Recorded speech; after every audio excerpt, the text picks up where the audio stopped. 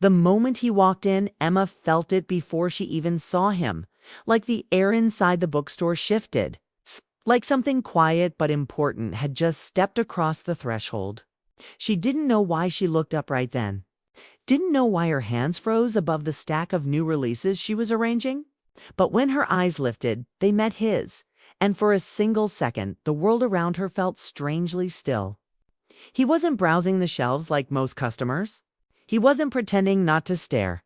He was looking straight at her, as if he had walked in for a reason he didn't yet understand. Emma blinked, trying to collect herself, because she wasn't used to being seen with such direct curiosity. The bookstore had always been her quiet space, a soft corner of Seattle where people wandered in for comfort, calm, or escape. She didn't expect someone to walk in and look at her as if she was the first sentence of a story he needed to read. He took a slow step forward, then another. And she noticed the way he carried himself, steady, calm, with a winter scarf wrapped around his neck despite the mild December air. He looked like someone who had lived more life than he talked about. Someone who held stories behind his eyes instead of pages. When he reached the counter, he hesitated for a breath, and Emma could feel that he didn't know how to begin. "Hi," he finally said, voice low and warm, carrying a hint of tiredness that didn't come from lack of sleep, but from something deeper. "I'm looking for a book. I'm not sure which one yet." Emma managed a soft smile. One she had practiced for customers. But this time it felt different, less like a gesture and more like an instinct. "What kind of book?" she asked. He looked down for a moment, then back at her, and there was something honest in his expression, something unguarded. "I just moved here," he said, almost like a confession. "Everything in my life feels new right now, and I guess I want a story that fits that." The answer touched her more than she expected. Most people asked for thrillers or romance or something for a plane ride, but he asked for a beginning. Fresh starts were tricky things. They asked you to leave something behind. She felt a quiet pull toward him, a feeling that didn't make sense yet, but felt real. "We can find something," she said, leading him toward the shelves. They walked slowly, and Emma noticed he stayed close, but not too close, giving her space while still paying attention to everything she said.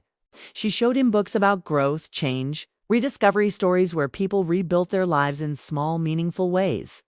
He listened carefully, the kind of listening that made people feel safe speaking.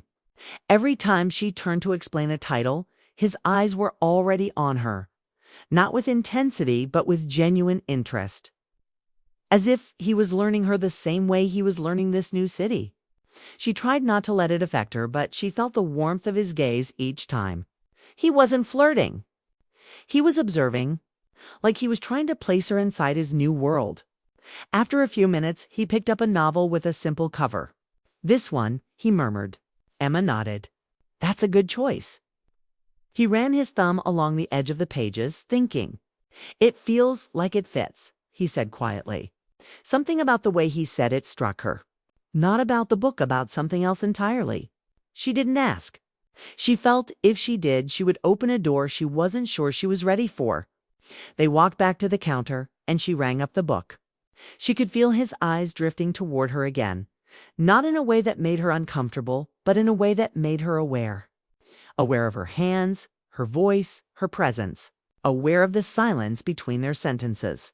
"Thanks for helping me," he said.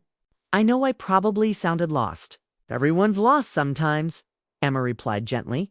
"Stories help with that." He smiled soft, hesitant, like someone who hadn't smiled easily in a long time. He lifted the bag with the book inside and held it for a moment before stepping back. "I hope this one helps," he said. Something unspoken lingered in the space between them, something she didn't know how to name. He turned and walked toward the door. Emma watched him because she felt compelled to. Not because she wanted to memorize him, but because something in her wanted to understand why his presence felt so unexpected. When he reached the door, he didn't push it open right away. He paused, glanced over his shoulder, and looked at her again. One last time. One more long, steady look that felt like a question he didn't ask aloud. Then he left. The bell above the door chimed softly, and the sound felt louder than before. Emma exhaled slowly, only then realizing she had been holding her breath. She tried to return to arranging the books, but her hands moved a little slower, and her mind wasn't fully in the task anymore. She kept replaying that look, not because it was romantic, not because it was dramatic, but because it felt sincere. She didn't know his name, didn't know what he left behind when he moved, didn't know why he seemed like someone who had walked through something heavy before walking into her store. She only knew that his presence had stirred something in her, a quiet awareness, subtle curiosity, a feeling that wasn't loud but wasn't silent either. The rest of the day passed in a blur of customers, receipts, and soft background music. But every now and then, Emma's gaze drifted to the door, wondering if he would walk back in. But he didn't. She told herself she shouldn't think about him. People came and went. This was her life, steady, predictable.com. A stranger shouldn't shake that. Yet he had. Not with a dramatic gesture, not with words, but with the kind of look that reached deeper than simple politeness. A look that said he noticed something in her. Something she didn't even know she wanted someone to notice. That night, when she closed the shop and walked home through the cool Seattle air, she thought about how some moments didn't need noise or explanation to matter. Some moments were just moments. Quiet, unexpected, yet powerful enough to shift something inside you. As she reached her apartment building, she paused at the door, thinking of the way he had said he was starting over. She wondered what had pushed him to leave his old life behind. She wondered why he looked at her the way he did, as if seeing her grounded him in a place that wasn't familiar to him yet. She wondered if she would ever see him again. Emma didn't believe in fate, but she believed in timing. And the timing of him walking into her store, looking at her like a familiar sentence in an unfamiliar chapter, felt like the beginning of something she didn't want to define yet. She unlocked her door, stepped inside, and let out a long breath she didn't realize she was holding. Something told her that the story with the man who walked in and kept looking was not finished. Not even close. Emma couldn't stop thinking about him. The man who had walked into her bookstore 2 days ago and held her gaze. It's like he was trying to memorize her soul before even knowing her name. She tried to focus on the morning routine, locking the shop, arranging the shelves, checking the daily deliveries, but every sound of the bell above the door made her heart skip. Every shadow passing by the window made her turn instinctively, hoping it was him returning. She told herself it was just curiosity, that people came and went all the time, that a stranger's glance shouldn't have left such a mark. Yet she couldn't deny the pull that lingered. Then, just as she was straightening the latest novels on the front table, the bell chimed. Emma froze for a fraction of a second, her chest tightening, and when she looked up, there he was, taller than she remembered, wearing the same calm expression, but with something softer now, something hopeful shining in his eyes. He didn't hesitate. He didn't wander aimlessly among the books like most first-time customers. His eyes, steady and unwavering, went straight to her, and she felt her heartbeat climb. "Hi," he said, the same low, warm tone she remembered, yet carrying a hint of anticipation. "I finished the book." Her eyebrows rose slightly. Already. She tried to hide her curiosity, but failed, and a small smile tugged at her lips. "Really? That fast?" He nodded, gently setting the bag containing the book on the counter. "It was good. I think I understood some things I didn't before." Emma felt a strange mix of relief and excitement. The Manithon, as she now remembered, was not only back, but he had returned for her presence, not just the story. "I'm glad," she said softly, leaning slightly on the counter. He hesitated, and then, as if deciding to trust the moment, he stepped a little closer, lowering his voice. "I wasn't done with the conversation," he admitted. Emma's breath caught. Conversation, that word carried weight. As if he was admitting that she mattered in a way few strangers ever did. She wanted to ask what he meant, but she didn't. She let the words hang between them, delicate and meaningful. "I'm Ethan," he said then, extending his hand in a quiet, respectful way. She smiled, taking it, feeling warmth spread through her chest. "Emma." They shook hands, but it wasn't just a greeting. It was a moment. subtle but electric, that tethered them together. Ethan stayed for a few minutes, browsing silently while Emma worked nearby. And even when he didn't speak, she could feel the energy in the room shift. He observed her, not like a stranger staring, but like someone trying to understand the rhythm of her life, the quiet grace she carried in everything she did. And when he finally spoke again, it was like he had gathered courage from the pause. I don't know if this is too forward, but would you like to grab a coffee sometime? Just to talk more. Nothing complicated. Emma blinked, her heart fluttering in a way that was both exciting and grounding. Nothing complicated. The simplicity of the phrase made her smile. She felt like the universe had gently offered her a chance without rushing her, without overwhelming her with pressure, and she realized she wanted to say yes more than she had realized. "I'd like that," she said, and her voice was steady even though her stomach had fluttered. Relief flickered across his face, and a genuine smile spread slowly, lighting up the room in a quiet, unassuming way. "Tomorrow?" he asked almost cautiously, as if he didn't want to assume too much. "Tomorrow," she agreed, and the word felt like a promise between them. For the next hour, they talked in soft tones, sharing stories about where they came from, the little joys of everyday life, the challenges of moving to a new place. Ethan spoke about Toronto, the city he had left behind, the quiet reasons for starting over, the people he missed but had to leave. Emma shared her own story, how she had opened the bookstore to create a place that felt like home for her and for others. The routine that grounded her life and the subtle loneliness that sometimes crept in despite her happy work. Every word, every glance, built a quiet intimacy between them.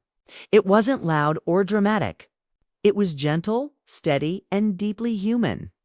Customers came and went, but the space around them felt suspended, like they were the only two people in the room. When it was time for Ethan to leave, he paused at the door, his hand on the handle, and turned back toward her. "I'll see you tomorrow, then?" he asked. Emma nodded, a soft smile tugging at her lips. "I'll be here." He stepped out into the crisp Seattle air, but this time the door didn't close the connection they had made. It lingered, a quiet thread pulling her thoughts toward the next day, toward the next conversation. That night, as Emma walked home through the streets lined with twinkling holiday lights, she couldn't stop replaying the moments the way he had watched her, the careful way he spoke, the honesty in his expression. There was something about him that felt rare, almost like a safe harbor after months of calm but empty days. She didn't know what the future held, but for the first time in a long while, she looked forward to it, anticipating the continuation of something delicate and promising. The next morning, she arrived at the bookstore with a sense of excitement she hadn't felt in years. She set up the shelves quickly, double-checked the display, and made sure the little cafe corner was tidy. Every few minutes, her eyes flicked to the door, expecting, hoping. And when the bell rang again, her pulse quickened without apology. He was there exactly as he had promised, holding a coffee cup he had brought from the small cafe across the street. A small, thoughtful gesture that made her smile before he even spoke. "I thought we could start with this," he said, placing the cup on the counter near her hand. "I figured a good conversation always goes better with coffee." Emma laughed softly, a sound light and warm. "Thoughtful," she said, and she felt it as a compliment that reached deeper than surface words. They settled in the little cafe corner, the hum of soft jazz and the occasional customer fading into the background as they talked. The conversation flowed easily this time, building from small details to personal stories, hopes and quiet dreams. Ethan shared memories from his childhood, the subtle regrets, the little victories that shaped who he was, and Emma listened, sharing parts of her life, in return the moments of heartbreak, the small joys, the quiet loneliness, and the hope she carried even in the mundane rhythm of her days. Every so often, their eyes would meet, lingering just long enough to make the heart skip without words, a silent language forming between them. As the afternoon light shifted and shadows lengthened, Emma realized she hadn't felt this alive in a long time. It wasn't just attraction. It was connection, a sense of being truly seen and understood by someone who had no obligation to notice her, yet did. When Ethan finally stood to leave, he didn't rush.